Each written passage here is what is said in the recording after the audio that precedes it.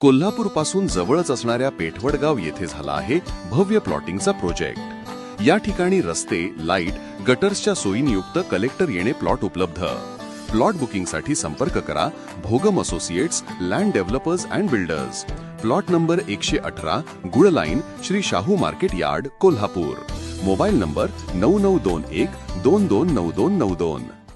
कोल्हापूरचे प्रसिद्ध श्री अंबाबाई महालक्ष्मी मंदिर हे प्रामुख्याने हेमाडपंथी वास्तुशैलीत बांधले गेले आहे। हे मंदिर पूर्णपणे काळ्या दगडी पाषाणातून कोरून तयार करण्यात आले आहे। या मंदिरासाठी शासनाकडून सुशोभीकरणासाठी कोट्यावधी रुपयाचा निधी मंजूर झाला आहे। या निधीतून मंदिर तसेच परिसराचे सुशोभीकरण करण्यात येणार आहे।